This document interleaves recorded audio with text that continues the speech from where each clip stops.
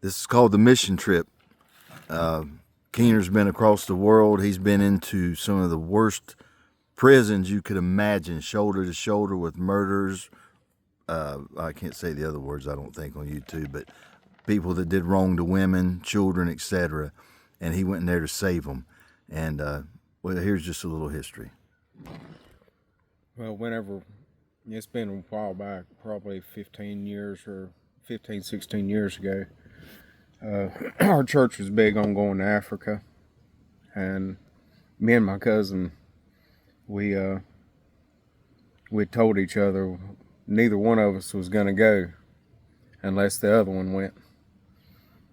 And I was sitting there during the service, and the Lord got to dealing with my heart, and my heart was about to beat out of my chest.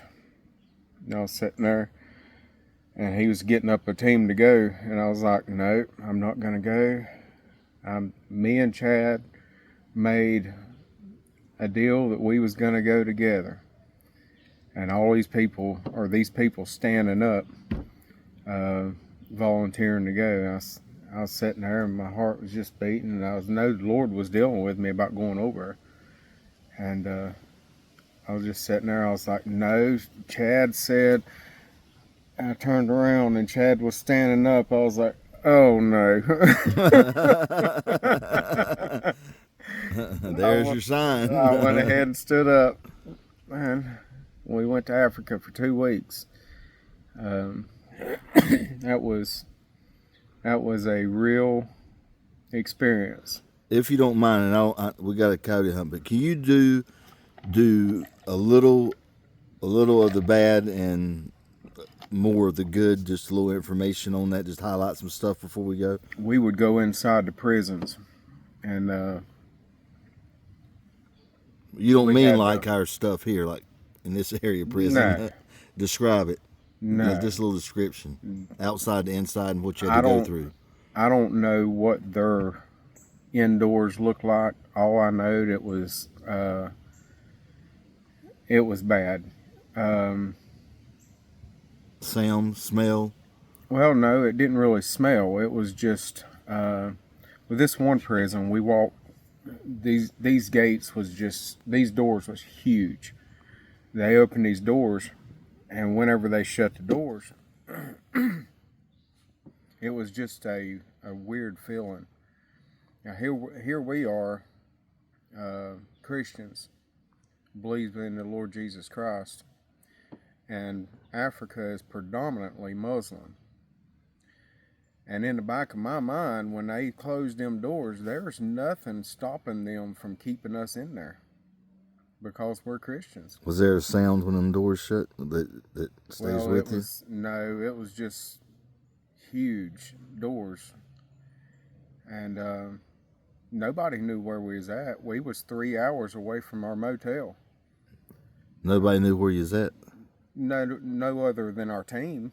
You know, right. All of us was there. So you could have disappeared. Back home, nobody knew where we was at.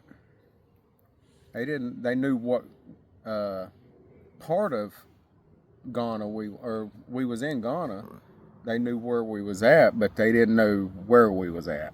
I know what God did. He had to hand select somebody that was physically and mentally tough enough to make the journey as his disciple. Yeah, that's amazing. We went through these huge doors, and that's the main prison yard. They walk us across this main prison yard, and we got to go through this little bitty door that we got to duck down to go in.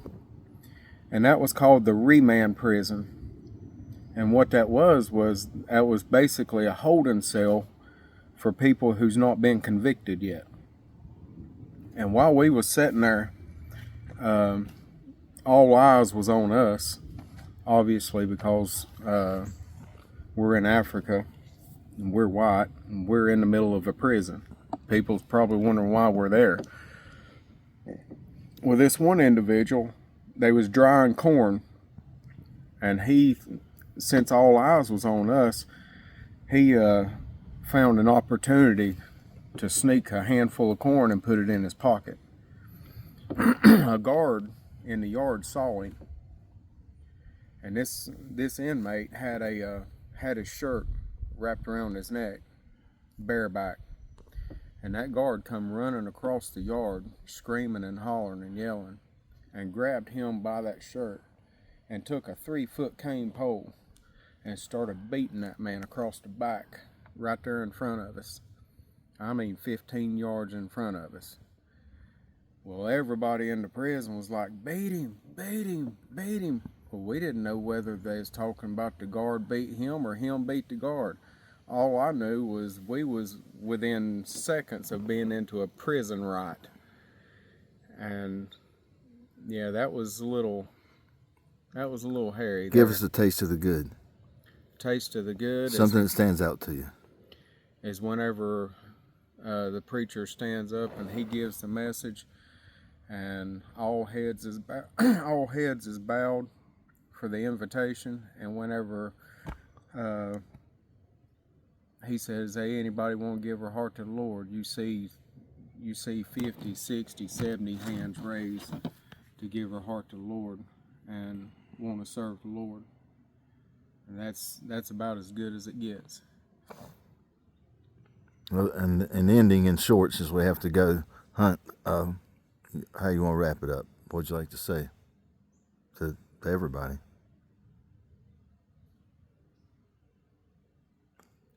Time's winding down. If you don't know the Lord, you better talk to him. You better learn how to get a hold of him. And how to get a hold of him is just talk to him and be honest. Give your heart to the Lord. Trust in what he done for us on the cross. He shed his precious blood for us so that we could be saved. Well, thank you so much, Keener. We appreciate you, all of us. I know I do.